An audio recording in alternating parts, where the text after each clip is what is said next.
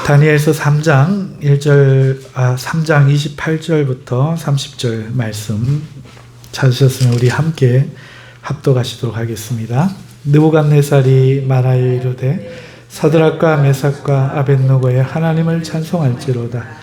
그가 그의 전사를 보내사 자기를 의뢰하고 그들의 몸을 바쳐 왕의 명령을 거역하고 그 하나님 밖에는 다른 신을 섬기지 아니하며 그에게 절하지 아니한 종들을 구원하셨도다. 그러므로 내가 이제 조서를 내리노니 각 백성과 각 나라와 각 언어를 말하는 자가 모두 사드락과 메삭과 아벳느고의 하나님께 경솔히 말하거든 그 몸을 쪼개고 그 집을 거름토로 삼을지니 이는 이 같은 사람을 구원할 다른 신이 없음이니라 하더라. 왕이 드디어 사드락과 메삭과 아벳느고를 바벨론 지방에서 더욱 높이니라. 아멘. 할렐루야.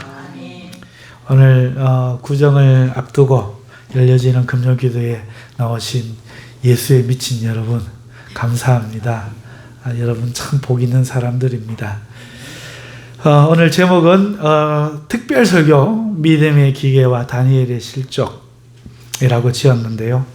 오늘 설교는 특별설교입니다. 금요일 3시에 저희 교회 다니엘 성경 공부가 있잖아요. 오늘은 다른 일이 생겨서 못했습니다.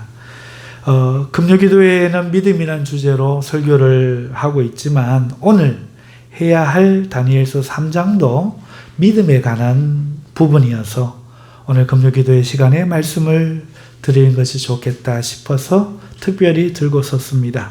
그래서 특별 설교이기도 하지만 그게 전부는 아닙니다. 오늘 설교의 내용에 여러분들이 어쩌면 한 번도 듣지 못했던 다니엘에 대한 말씀이 있을 수 있습니다. 또 이것은 처음 듣는 내용이기는 하지만 우리 신앙의 중요한 요소 중 하나로 우리가 잘 알고 있기에 특별 설교라 이름 짓고 특별히 다니엘의 실족이라 이름하여 다니엘의 실족을 다루어 보고자 합니다. 여러분들 이 말씀이 여러분들 심령에 들어오시고 또 삶의 힘과 용기가 되시는 말씀 되실 수 있기를 주님의 이름으로 축원합니다. 다니엘서 3장 내용을 우리가 다 시간 관계상 읽지 못하고 28절에서 30절만 읽었는데요. 3장 전체가 본문 내용인데 대략을 말씀드리면 이렇습니다. 바벨론 왕 느부갓네살이 교만하게 금으로 신상을 만들었다 하는 내용입니다. 그게 왜 교만한 이야기냐 하면 이렇습니다. 느부갓네살 왕이요 유대 땅을 침공했습니다. 그리고는 정복해서 그곳에서 다니엘과 세 친구를 비롯한 귀족들의 자녀들을 데리고 이 바벨론으로 잡아와서 그들을 우대하며 바벨론의 학문을 가르치는 거예요. 통합정책이죠. 민족을 나누지 않고요. 그 과정에서 이 다니엘과 세 친구는요 뜻을 정해서 부정한 왕의 이 진미를 거부하고 신앙을 지키기로 작정하였습니다. 그런 가운데 하나님이 오히려 왕의 진미를 기름진 음식을 먹은 사람들보다 이 다니엘과 세 친구를 하나님께서 더욱 높여주셔서 다른 사람들보다 두드러지게 하셨고 은총을 입혀주셨습니다. 그러는 가운데 하루는 왕이 꿈을 꿨어요. 근데 이 왕이 꾼 꿈을 기억하지 못하는 거예요. 사건이 벌어지고 말았습니다. 근심한 왕이 마술사와 학자와 모든 지혜자들을 다 불러서 자신이 꾼 꿈을 맞추라는 겁니다. 알아맞혀야 된다. 그리고 그 해석을 해라. 만일 하지 못하면 모두 죽여버리겠다. 이렇게 엄포를 놓았습니다. 하지만 사람으로서 누가 그 일을 할 수 있겠습니까? 남이 꾼 꿈을 어떻게 맞출 수 있겠습니까? 그리고 이 왕의 진노의 대상에 모두 죽이라는 대상에는 다니엘과 세 친구도 포함되는 것이죠. 그런데 아무도 맞추지 못하였고 왕이 명령하여 왕의 근위대장이 이제 모든 사람을 죽이려고 이제 집행하려 나섰을 때 마침 다니엘을 만납니다. 다니엘이 이 근위대장에게 자신이 왕을 아련하게 해달라고 하여 왕을 아련해서 그 일을 자신이 하겠다고 말을 하고 시간을 봅니다. 다니엘이 기도할 때 하나님이 그에게 왕이 꾼 꿈을 알려주고 친히 해석하여 줍니다. 다니엘은 이에 왕에게 가서 왕이 꾼 꿈이 한 큰 신상을 보는 꿈이었는데 그 신상은 하나님을 거역한 이 세상 제국이고 금으로 된 머리 부분은 느부갓네살 왕 당신을 말하는 것이고 그 뒤를 이어 왕국을 다른 왕들이 이을 것이며 그러나 그 마지막에 이 세상에 나라를 멸하는 뜬돌이신 그 돌이 나라와 세상 왕국을 멸하고 하나님 나라를 세울 것임을 해석해 주게 되는 것이죠. 이에 왕이 다니엘에 대해서 대단히 놀라고 기뻐하여 칭찬합니다. 다니엘 앞에 엎드려서 왕이 다니엘 앞에 엎드려서 절을 하고는 예물과 향품을 그에게 주면서 너희 하나님은 참으로 모든 신들의 신이요 모든 왕의 주제시로다. 네가 능히 이 은밀한 것을 나타내었으니 내 하나님은 또 은밀한 것을 나타내시는 이시로다 라고 정말 신중의 신이시라고 하나님을 높입니다. 그리고는 다니엘을 높여 귀한 선물을 많이 주고 그를 온 바벨론 지방을 다스리는 자로 삼고 바벨론 모든 지혜자의 머리로 삼았죠. 가장 으뜸가는 학자로 삼은 겁니다. 그리고 왕은 다니엘의 요구대로 사드락과 메삭과 아벳노고를 세워서 바벨론 지방의 일을 다스리게 맡겼습니다. 그게 2장이었죠. 자, 일이 이렇게 되니 자, 그러면은 이 느부갓네살은 이제 자기의 말 맞다나 하나님이 참신이심을 알게 되었죠. 그러니까 하나님만 섬겨야 되는데 오늘 3장을 보니 이상한 일이 벌어지죠. 하나님을 안 섬기고 하나님을 높여야 하건만 큰 금신상을 만들어 섬기게 하려는 겁니다. 그리고 낙성식은 우리로 치면 이제 준공식인데요. 모든 바벨론의 고관들과 중요 인사들 다 소집해서 그 금신상에 악기가 연주할 때 절절하게 해요. 만일 절하지 아니하는 자가 있으면 풀무불을 맹렬하게 타게 하는 거기에 불을 붙여가지고 던져놓겠다 선포합니다. 자, 그리고 이제 온갖 악기들이 이제 연주를 시작한 가운데 낙성식이 시작됩니다. 사람들이 이제 그 금신상에 절하는 거죠. 그런데 어떤 갈대아 출신의 몇 사람이 왕에게 나와서 큰 소리로 왕에게 외치는 겁니다. 왕이여, 왕이여. 우리가 몇 유다 사람이 왕의 명을 듣지 아니한 것을 고발하나이다. 남들이 다 절할 때 그들이 절하지 않았다는 거예요. 죽이겠다고 엄포했는데도 꼿꼿이 서 있었다는 겁니다. 여러분, 그 사람들이 바로 다니엘의 세 친구 사드락과 메삭과 아벳느고였습니다. 왕이 노하여서 그들을 불러가지고 어찌하여 절하지 아니하였느냐, 몰랐느냐 물었습니다. 이제라도 너희가 준비가 되었으면 준비하여 있다가 음악이 연주되면 다시 엎드려 절하라. 관용을 베풀었지요. 왜 그렇습니까? 굉장한 인재인 것을 알았거든요. 다른 민족을 데리고 와서 중용할 정도로 이 왕은 깨어있는 신시대적인 사고를 하는 그런 사람이었죠. 자기 민족만 중요하게 여기는 사람이 아니었던 것이죠. 하지만 이 세 사람은요, 그런 왕에게 아주 고자세로 대답합니다. 왕이 전혀 상상할 수 없는 대답을 합니다. 우리 한번 같이 읽어볼까요? 3장 16절에서 18절입니다. 3장 16절에서 18절 우리 한번 같이 읽어봅시다. 시작. 사드락과 메삭과 아벳느고가 왕에게 대답하여 이르되 느부갓네살이여, 우리가 이 일에 대하여 왕에게 대답할 필요가 없나이다. 왕이여, 우리가 섬기는 하나님이 계시다면 우리를 맹렬히 타는 풀무불 가운데에서 능히 건져내시겠고 왕의 손에서도 건져내시리이다. 그렇지 아니하실지라도 왕이여, 우리가 왕의 신들을 섬기지도 아니하고 왕이 세우신 금신상에 절하지도 아니할 줄을 아옵소서. 굉장히 고자세죠. 일이 이렇게 되자 왕이 화가 많이 났습니다. 그래서 풀무불을 맹렬하게 평소보다 7배나 더 뜨겁게 하게 한 후에 군사들을 시켜서 이 세 사람을 던져 넣게 합니다. 그런데요, 얼마나 뜨거운지 던져 넣었던 군사들마저도 다 죽어버리고 말합니다.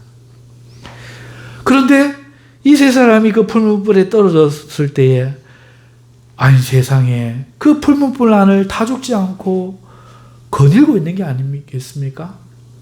분명 세 사람을 넣었는데 네 사람이었고, 네 번째 사람은 신들의 아들 같은 뭔가 영광스러운 찬란한 모습을 한 사람이었고, 그 사람이 세 사람과 함께 그 풀무불 안을 다니고 있는 겁니다.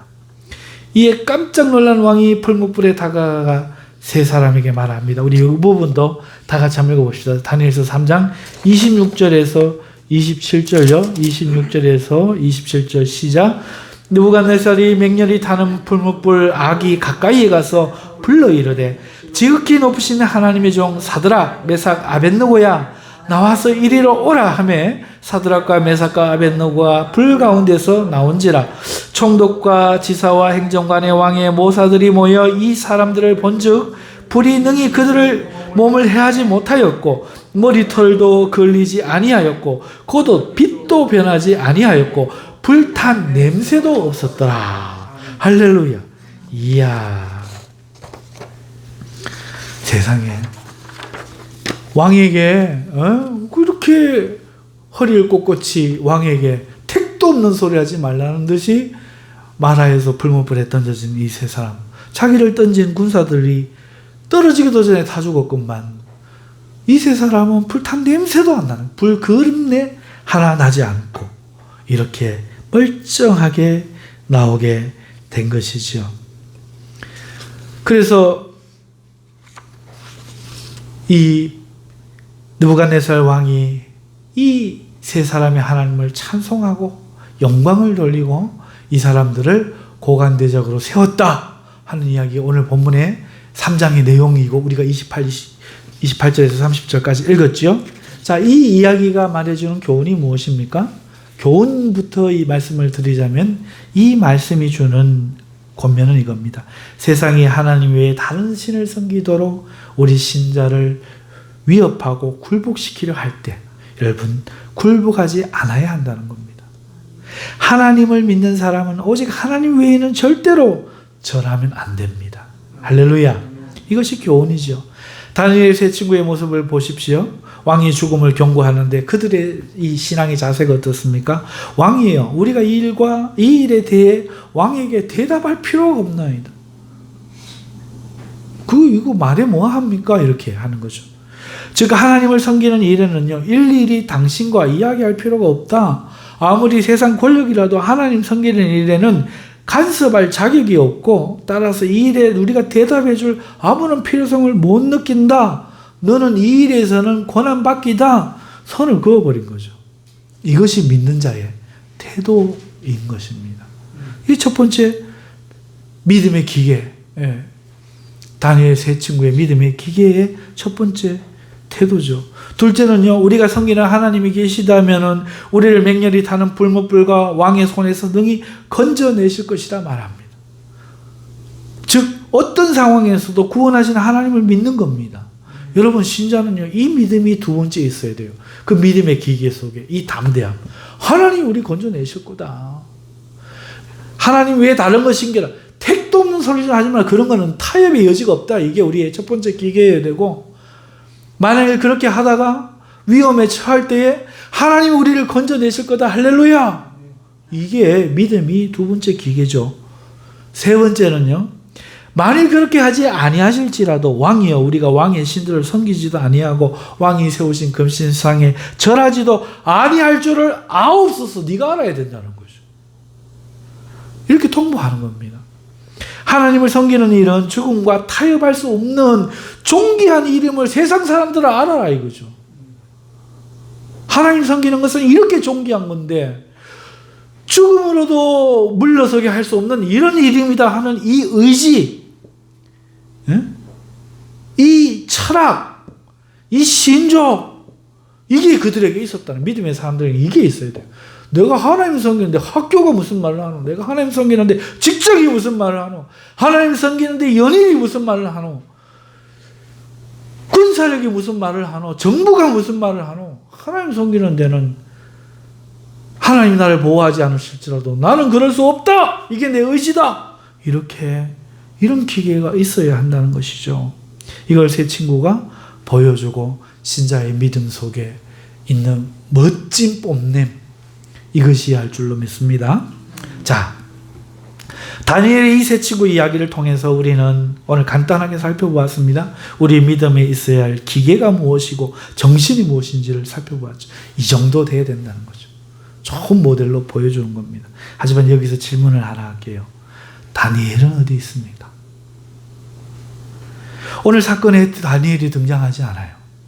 그래서 이 일을 해석할 때 두 가지 방향에서 해석이 가능합니다. 첫 번째는 긍정적으로 해석할 수 있겠죠. 어떻게 해석할 수 있습니까? 다니엘이 마침 이 자리에 없었거나 이 상황에 벗어나 있었겠다. 성경에는 안 나오지만, 그러니까 다니엘은 여기서 이야기에 등장하지 않는 거다. 이렇게 긍정적으로 해석할 수 있겠죠. 자, 또 하나 해석할 수 있다면 부정적으로 해석할 수 있을 겁니다. 안 좋게 해석하는 것이죠. 자, 그러면 오늘 이 시간에는 긍정적으로는 더 말해 뭐 하겠습니까? 모르는 일인데. 할 수 있는 부정적인 해석을 한번 살펴보시죠. 여러분, 부정적으로 해석을 한번 해봅시다.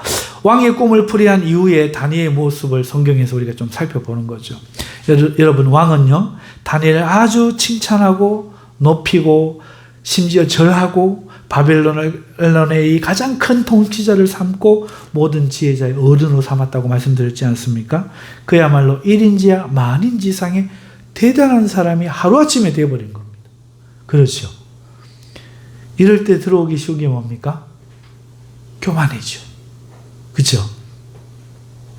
여러분, 부정적인 해석 몇 가지를 제시합니다. 첫째, 그러한 높임이 있을 때, 이렇게 높였을 때 성경 어디에도 다니엘이 하나님께 영광을 돌리고 자신을 낮추었다는 내용이 안 나와요. 그전에는 음식 하나 구별하는 것도 나오고 다 나오는데, 이번에는 그렇게 자기를 높이는데 이 모든 것은 하나님이 영광 받으셔야 할 일이고 나는 그저 그의 종일 뿐이다. 이런 내용이 안 나와요. 두 번째, 부정적으로 보는 수 있는 것은 왕이 그를 높였을 때, 다니엘을 높였을 때 그가 왕에게 고하여 세 친구를 지방에 보내고 자신은 왕궁에 거했다는 겁니다. 2장 49절에 그 내용이 있죠. 같이 한번 읽어볼까요? 2장 49절 시작. 왕이 또 다니엘의 요구대로 사드락과 메삭과 아벳느고를 세워 바벨론 지방의 일을 다스리게 하였고 다니엘은 왕궁에 있었더라. 그래요. 여러분, 이거는요 왕의 생각이 아닙니다. 다니엘의 요구였다는 거죠. 다니엘이 요구했다는 거예요. 세 친구를 지방으로 보낸 것은 다니엘의 생각이었고, 우리는 이것을 긍정적인 의미로 해석할 때 다니엘이 친구들도 높여주었다 이렇게 생각할 수 있습니다만은 부정적으로 이 시간 보기 때문에 그러면 이야기가 달라집니다. 다니엘은 선지자잖아요. 하나님 말씀을 전하는 자, 선지자 아닙니까? 하나님이 그 뜻을 세상에 전하게 하는 자, 선지자 아닙니까? 선지자는 어디에 살아야죠? 선지자는 왕궁에 살지 않아요. 근데 다니엘은 왕궁에 살았어요. 예수님도 그걸 말씀하셨습니다. 세례 요한에 대해서 그가 선지자라고 말씀하시면서, 그러니 화려한 왕궁의 옷을 입은 사람들을 보려고 너희가 그에게 간 것이 아니라고 말씀하셨죠. 화려한 옷을 입은 사람은 왕궁에 있는 거고, 선지자 세례 요한은 약대 털옷을 입고 요단 광야에 거하는 것이지요. 하지만 다니엘은 왕의 높임을 거절하지 않았어요.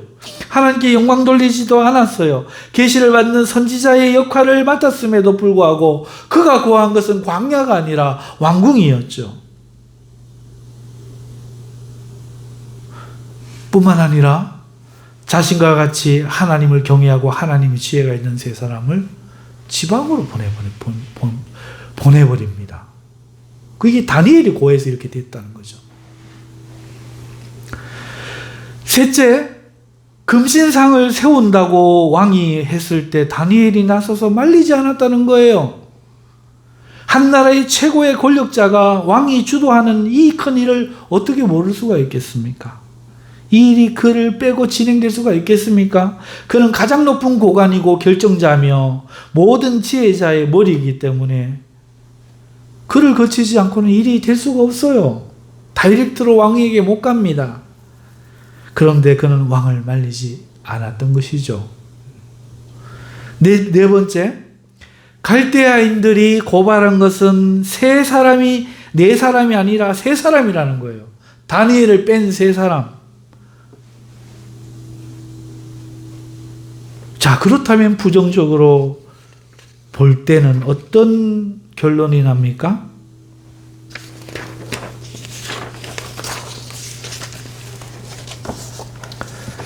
처음에 다니엘이 세 친구와 함께 뜻을 정하고 하나님 섬기기를 선택했던 사람이었는데 존귀하게 되고 세상의 모든 것을 얻게 되자 그 마음이 바뀐 거죠. 하나님께 대해 살아있고 세상에 대해 책망하는 세 친구를 멀리 보내고 왕 앞에서도 꼿꼿이 대답하는 뭐 보세요. 세 친구를 자기에게서 자기는 왕궁에 남고 멀리 떠나보내고 선지자로서의 삶보다는 왕궁의 화려한 삶을 택하고 거기 거하며 그를 위해 금신상을 세우려는 왕에게 하나님의 이름으로 책망도 안 하고 그 금신상 절하는 자리에 있었다고 할 때 그는 절을 한 거예요. 그냥 이건 진실을 말하는 게 아니고 해석일 뿐이에요. 이렇게 해석할 수 있다는 거죠. 긍정적으로 여기 없었다, 몰랐다. 하나는 있었다. 있었다면 이렇다. 아주 우리가 듣도 보도 못한 일일 수 있는 것이죠. 자, 어떻든지 간에 우리는 지금 부정적인 것을 우리가 바라봅니다. 이 속에서 그럼 성경 문맥을 조금만 더 살펴보죠. 잠시 뒤에 벌어질 일 한두세 가지를 더 짚고 돌아와 보십시다. 일 후에 3장을 읽었으니까 4장으로 넘어가면 느부갓네살 왕이 또 꿈을 꿔요. 그로 다시 번민하여서 다니엘에게 해석을 청합니다. 그런데 이 꿈은 왕에게 불행한 꿈이었죠.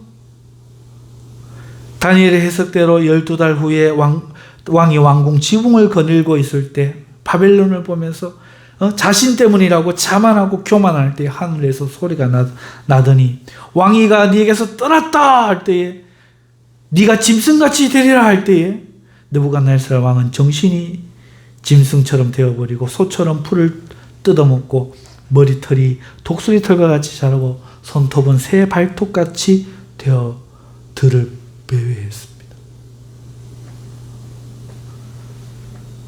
자, 그러나 이것은 기한이 정해진 일이었죠. 때가 차서 다시 정신이 돌아오자 느부갓네살은 하나님께 영광을 돌리기 시작했습니다. 의로우신 하나님이 교만하게 행하는 자신을 낮추시는 것을 배우게 된 것이죠. 모든 영광은 하나님께 돌려야 한다 하는 것을 영광을 돌린 것이죠. 자, 그리고 여기 4장 끝입니다. 5장으로 딱 넘어가면 왕이 바뀌어버려요. 이 느부갓네살 왕이 없고 5장에 가면은 느부갓네살을 대신한 벨사살 왕이 등장합니다. 이때도 다니엘은 중용되기 시작하는데요.